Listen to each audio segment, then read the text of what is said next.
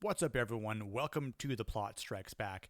Nick here to talk about Silo Season 2, Episode 1, titled The Engineer. If you're new here to the channel and you want to help support it, I'd really appreciate it if you hit that subscribe button and give this video a thumbs up.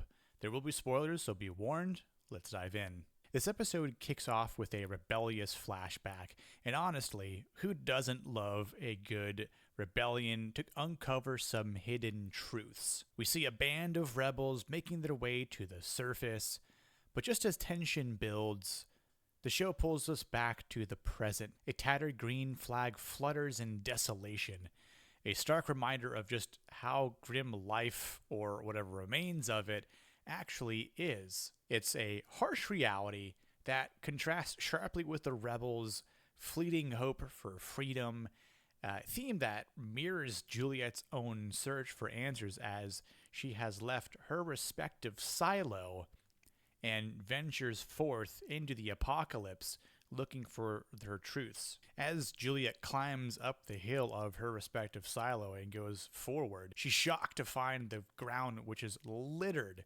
with rotten corpses. From the overhead camera angle, they almost look like ants. And it's just emphasizing how small and fragile life is in this post-apocalyptic world. When she reaches the adjacent silo, she panics as she steps around and sometimes on the skeletons of those who tried to escape Silo 17. After struggling, she finally gets through the silo doors, but not without a problem. The tape on her suit rips on her right arm. The tension ramps up as Juliette frantically navigates this seemingly abandoned silo. And you can see words like lies are scrawled in giant red letters on the background of the walls, and it really just adds to this ghost town atmosphere. When she cracks her helmet, I'm wondering, there's no way she can die here, right? Because this is the star of the show. We can't see her die in this first episode, so how poisonous is the air really? It's a puzzling moment, one that raises even more questions about the silo's mechanics and the outside world. How much of the outside air was able to go through, because we can see that some of the doors were locked, but once we see more inside of the silo, it's completely destroyed. So what really caused all that? As Juliette presses on, the silo's haunting emphasis sets the tone, but the show cleverly breaks up the tension with these flashbacks to her younger years in the mechanical section. These glimpses into her past highlight her relationships with both Shirley and Walker, characters we grew to appreciate in the first season here of Silo. And what I liked about these flashbacks is they just don't add context. They remind us why Juliette is so resourceful. Back in the present, Juliette hears this metallic clanging in the distance, and I myself was curious to see what it was going to be just as much as Juliette's in the show. And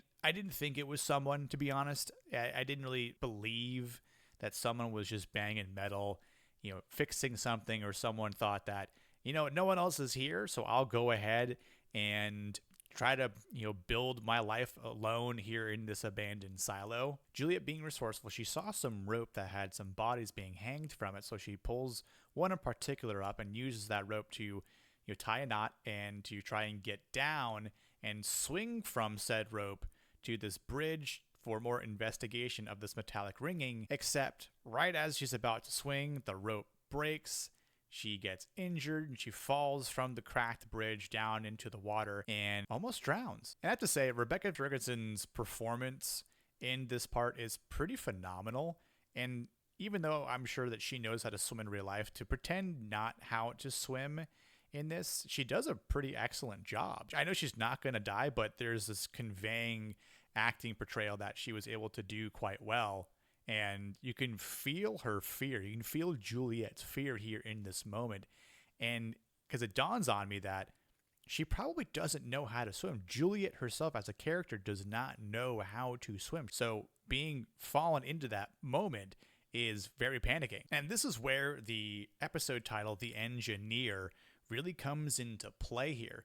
Juliette is able to channel all of her mechanical skills to solve the problem. And we see that in the past, in the flashbacks as well, when she's being able to, fix this toy with just very, easy knowledge. And as she tells Shirley, it was just something, a little spring that she had to fix, and that was that. And obviously, we know from season 1, she was able to accomplish and fix quite a lot. So she's able to construct the bridge using all the materials at her will around her in the silo. And it looked a little shoddy to one part of the middle section of this bridge.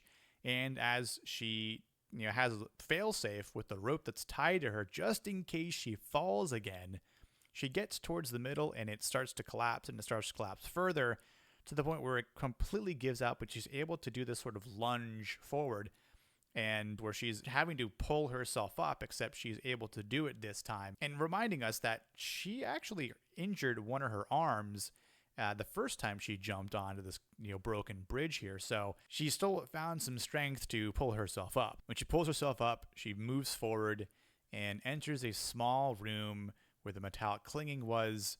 Lo and behold, it's a fan that's blowing a metal key card across it. Sad day. And it really deepens her disappointment, unfortunately. There's no answers. There's no survivors at this point. So what's left to do but just kind of keep looking and keep investigating, keep walking around. Maybe there's, a lot more she could look into. And so she does. Now, with Juliette pressing onward, she's able to build a sturdier bridge this time using some oil barrels and a long, heavy metal frame that she pushes, and it's able to fill the void and bridge the gap, and she's able to, walk across it just fine. And as she does so, she hears this music, and it stops her dead in her tracks, and she wonders, wait a second, where's this coming from? And I thought the same thing as well. Of course, she hears music, and there's music that's playing when there's this loud, rackety things going on. The question is who triggered this music? Is it another instance of the fan that's left on blowing a metallic key card? Or is it someone that is actually playing music somewhere within the silo? And we get to our biggest twist of the episode. Juliette finally reaches a door that's locked, and she tries to open it. But lo and behold, there's a man on the other side that looks through the peephole, and he talks to her. And he's a bit cold and direct, and he warns her, if you open it again, or if you try to open it again, I'm gonna have to kill you. And of course, this shakes Juliette because she doesn't know who he is. Understandably so, this man has probably been through some trauma. Who knows if he's an original, Silo 17 citizen, but either way, he's probably extremely precautious because he doesn't know who Juliette is either. And for all he knows is that she might try to kill him. But the other question is, how long has he been there? Overall, I think this is a strong start to the second season. There's a lot of, mystery here, and it's obviously, deepening Juliette's journey outside of her silo into Silo 17. But I love this episode particularly because of the amount of exposition that we get, from the flashbacks to the, environmental storytelling of Silo 17 and even outside of both her silo and Silo 17. And just the journey that she's been through. There's a lot of challenges that she's having to literally, find ways to navigate through, whether it be, climbing down or climbing up or crossing these, gaps in the silo here. And then now she has to deal with this mysterious figure behind a door who might try and kill her. So as we move from episode 1 to episode 2, a couple questions that I have are, what caused this silo to collapse from the inside? How is Juliette able to breathe outside of the suit, at least in the environment from Silo 17? Who is the man behind the door? Overall, if I had to give this episode a rating based on the balances of exposition with the action and mystery in it, and the acting from Rebecca Ferguson, I would probably give it a solid 75%, like a 7.5 out of 10.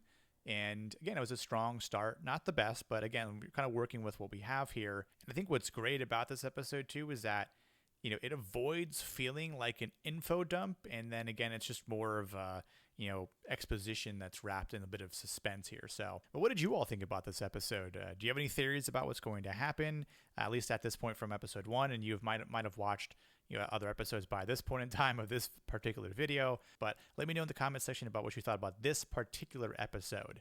I appreciate you watching this breakdown and review of Silo Season 2, Episode 1, The Engineer. If you enjoyed it, and again, if you want to give this video a thumbs up, I'd appreciate it.